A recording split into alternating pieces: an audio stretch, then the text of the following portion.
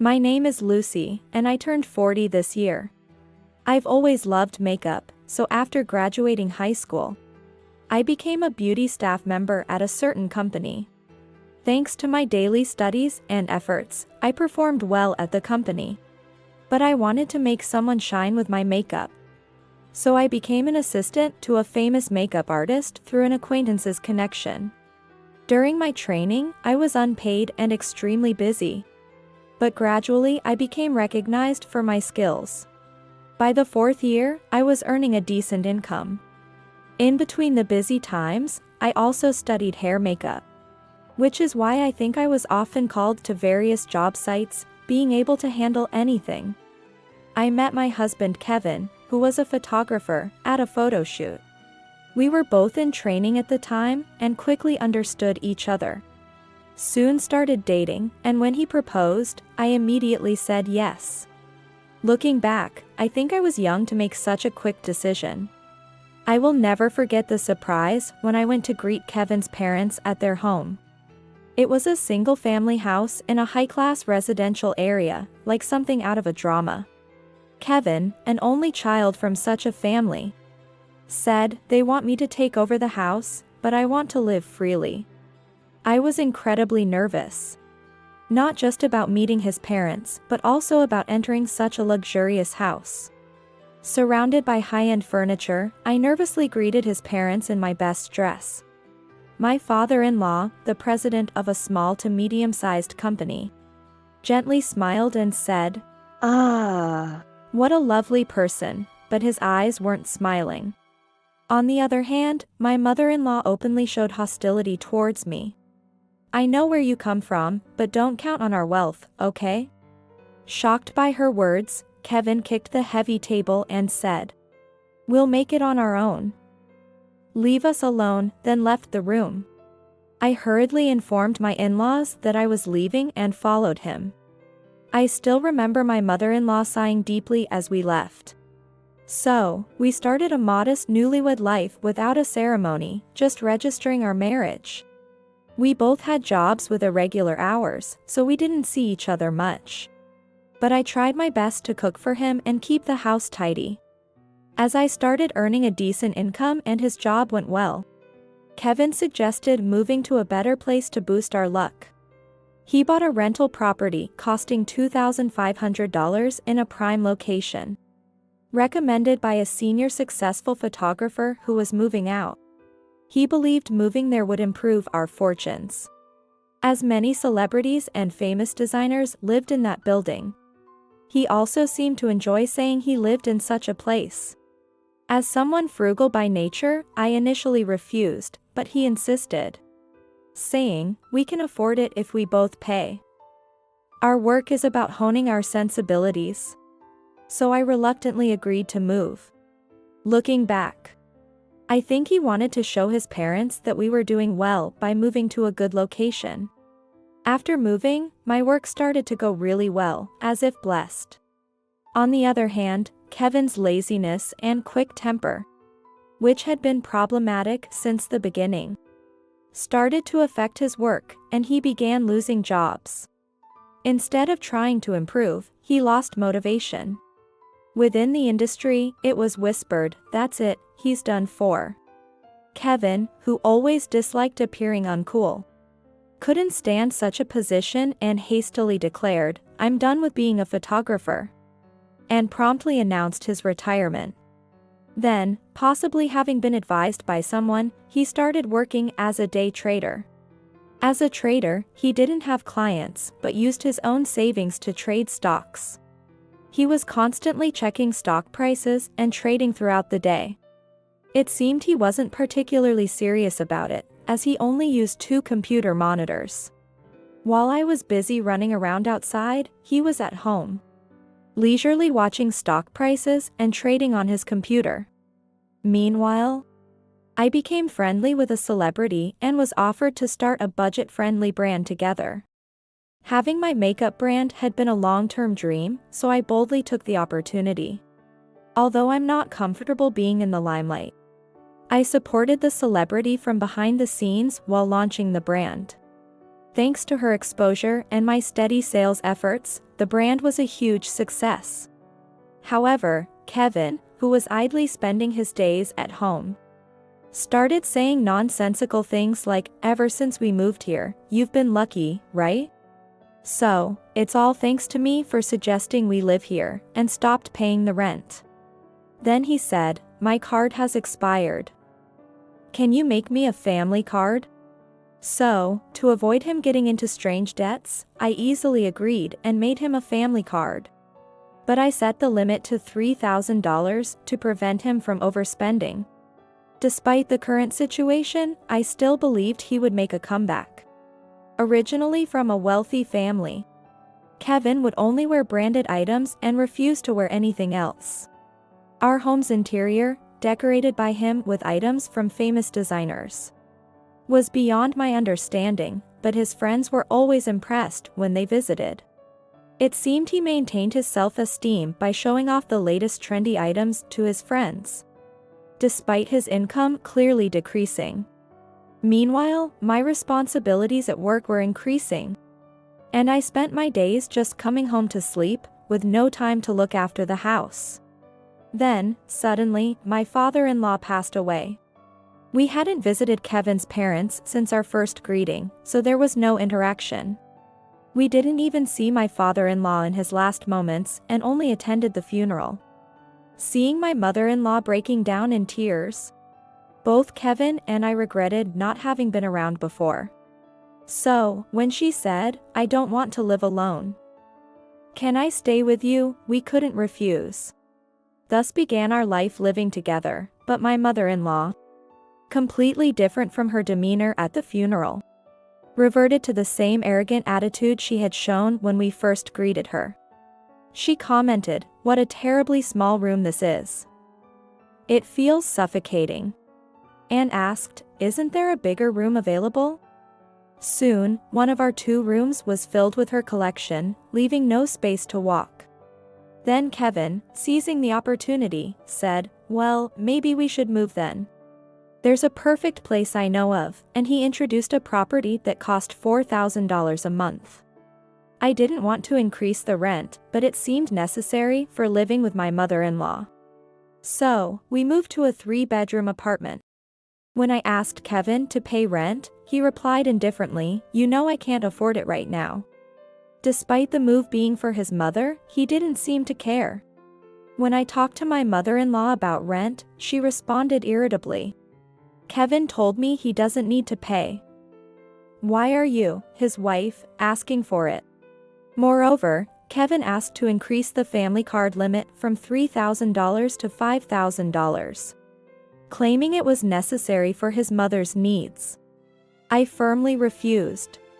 Then my mother-in-law, influenced by whatever Kevin told her, confronted me, "Lucy, I heard you're not giving Kevin any allowance?" Shocked, I replied, "That's not true, mother," but she didn't listen and started lecturing me. "It seems you do give him some money, but he says it's not enough. Men have their needs. You must manage the household finances properly." Actually, I am the one who's really supporting our household right now. When I honestly explained our financial situation, she said shockingly, "Don't lie. A high school graduate with a lowly job like makeup can't afford a place like this." I heard you're a pathological liar when cornered, and it seems to be true. Kevin had told her I was a pathological liar. She believed everything he said and wouldn't listen to me at all. From then on, she started meddling in everything I did at home, imposing her standards. Kevin's already awake. It's common sense for the wife to wake up earlier. Not preparing breakfast. What kind of wife are you? Originally, our jobs required us to eat whenever we could. If we didn't, we couldn't survive. But since Kevin became a day trader, he had a more regular schedule. My life remained hectic, and to her, I probably seemed like a terrible wife who was always sleeping. Kevin didn't stand up for me but instead played the part of the dutiful husband, saying, "It's all right, mother. I'm fine." Yet, The truth was that it was I who was truly supporting the household. However, this just made my mother-in-law colder towards me. She had never liked me and often made derogatory comments. "Please don't make so much noise with the dishes. This is what you get with someone of poor upbringing. Do you watch such worthless TV? You can't even read this word?" Despite my success in my career, these constant barbs began to affect me mentally. Kevin, seeing this, would say indifferently, "Well, my mom was brought up as a lady. It can't be helped." I was confident in my makeup skills, but began to doubt myself in other areas of culture and knowledge, wondering if I didn't belong in this household. Unbeknownst to me, this was all part of Kevin's plan. I realized this when I heard from someone that Kevin was infatuated with a female entrepreneur, and rumors were circulating that he hoped to marry her. It seemed Kevin would prefer me to leave after a fight with my mother-in-law rather than risk a divorce and potential compensation for infidelity. He had been subtly turning my mother-in-law against me to cause strife between us. Realizing this, my dismay turned to disbelief. True, I had been too focused on work and neglected building a home. But seeing Kevin happy with expensive purchases was blissful for me. So earning money felt like protecting our happiness. Of course, seeing women become beautiful with the makeup tools I created was also a joy. That's why I worked hard. But Kevin had stopped seeing me as anything more than a convenient source of money. His displeasure at my refusal to increase his card limit was obvious. I hadn't intended to neglect him, but to him, it felt like disregard. This disappointed me deeply. My mother-in-law, as usual, nagged me about doing more housework. "Who do you think allows you to live like this? Do you even understand your place as a wife?" She followed me around the house, making me uncomfortable. I wondered how my life had come to this, feeling down every day. However, I wasn't a naive young girl anymore and had started taking measures to handle the situation. One day, my mother-in-law confronted me with some documents. "Lucy, you don't do much housework because, as Kevin says, you're busy, but what's this?" It was the tax return forms for the end of the fiscal year. As I stood there stunned, she took out the document and said, "This? A monthly income of $1,000? You claim to be so busy, yet you earn so little?" Confused, I didn't respond immediately, so she continued, "I'm just appalled. If only you earned a decent income suitable for our family. Acting so high and mighty, yet you barely take care of my son Kevin."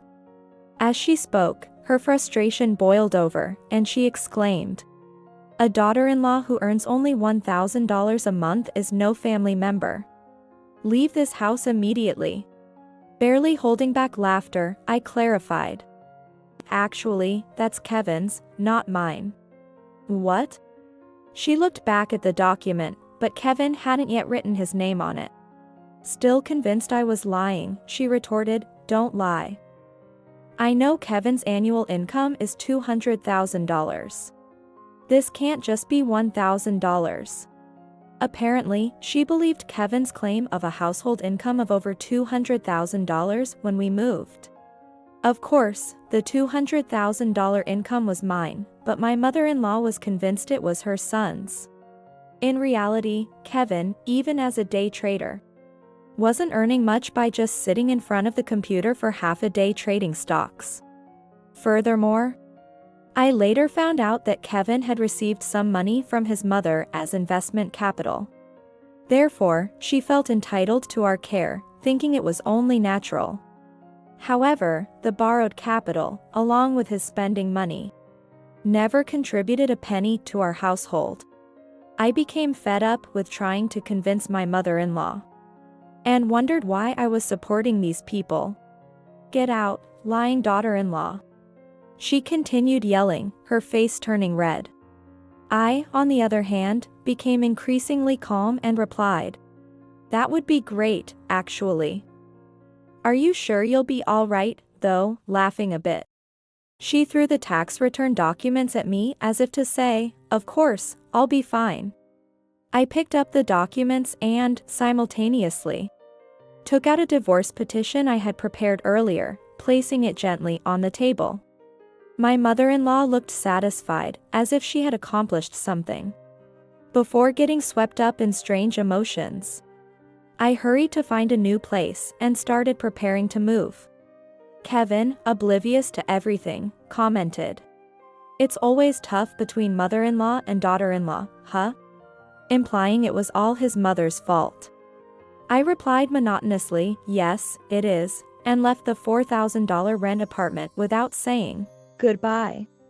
Later, I heard from industry gossip that Kevin was dumped harshly by the businesswoman he was dating, who called him all talk, and his plans for remarriage fell through. As one ages, the life they've led starts to show, and it seems Kevin's charm had worn thin. He later called me, crying, "You're the only one for me. Please come back." But I replied insincerely, "I can't live with your mother." Knowing his infidelity through a detective agency I had hired, I then demanded more compensation, ignoring all his desperate calls. My mother-in-law also called once, saying, "I apologize for everything. Won't you come back?" But remembering those hellish days, I refused flatly, saying, "No way," and ended the call. Apparently, my mother-in-law had spent all her amusement money and was in deep secret debt. After my father-in-law's death, his inheritance was mostly gone to debts, leaving little behind. Kevin, unaware of these circumstances, had taken his mother in, hoping for inheritance. Seeking recognition from others, they both desired to show off by spending a lot of money. Perhaps this is what is meant by like parent, like child. The two resembling each other in their extravagant spending habits for appearance's sake. Couldn't afford the $4,000 rent and were eventually evicted. They now live in a $300 per month apartment without a bath. Kevin started working as a night security guard to pay for living expenses and compensation. My mother-in-law, struggling with food expenses, took up part-time work despite having never worked before. She caused problems due to her inexperience and kept getting fired. Meanwhile, I bought a reasonably priced one-room condominium and am now enjoying living alone. I can spend my hard-earned money as I like, without anyone to care for. And no more snide remarks about my upbringing. What a wonderful life. On my days off, I enjoy breakfast at the cafe downstairs, spend leisurely time, go to trendy restaurants with friends at night, and enjoy my favorite foods. I'm truly grateful for working hard and earning my money.